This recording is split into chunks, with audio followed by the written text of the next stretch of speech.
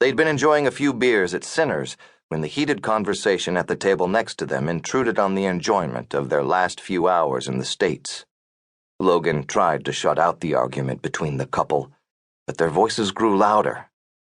The asshole was pressuring the girl to go home with him. "For the last time, no," she insisted. The man ran his fingers over her arm. Logan shared a look with Evan. If the dude didn't back off soon, he was going to learn it had been bad luck on his part. Two SEALs had chosen tonight to have a beer at Sinner's. "I didn't take you for a tease, babe." Logan glanced at the girl to see her reaction to the man's words. The air left his lungs. She was gorgeous. The auburn-haired beauty met his gaze, embarrassment in her eyes. She reached into her purse and fished out a cell phone. "Who are you calling, babe?" the man asked. "A cab, and I'm not your babe." Logan smothered a grin. If she'd looked at him like that, he would have called the cab for her. The jerk snatched the phone out of her hand. "You came with me, babe. You leave with me." He wrapped his hand around her upper arm, his fingers digging deep.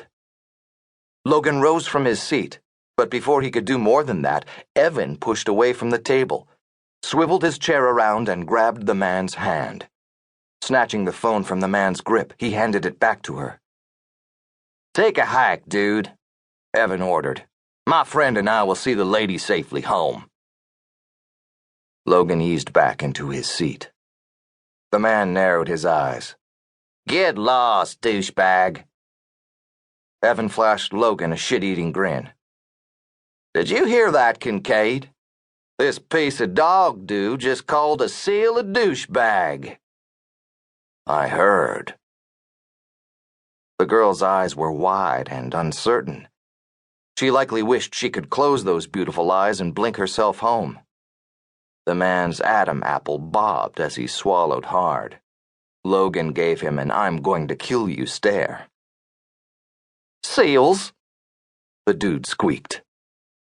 Logan sent him an evil smile and one slow nod. Being this close to Little Creek, and from the cut of his hair, he was Navy, but the lack of muscles said he spent most of his time behind a desk. Even a desk jockey knew it was wise to fear a SEAL, or two. Dickweed scurried off like a cockroach, and Evan took less than a second to slide into his seat, claiming the girl for his own.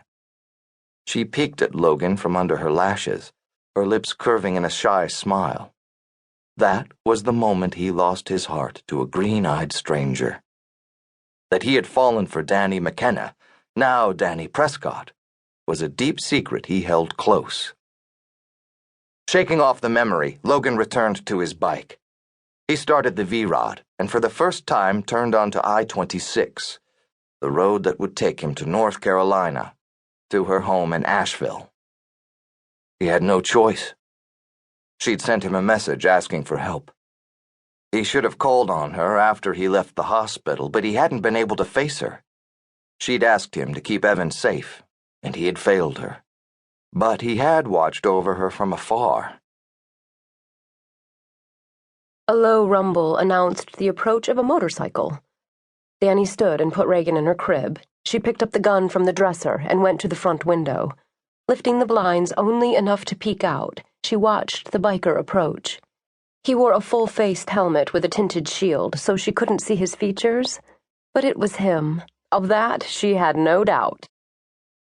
Logan Kincaid, the man Evan told her to turn to if something ever happened to him and she needed help.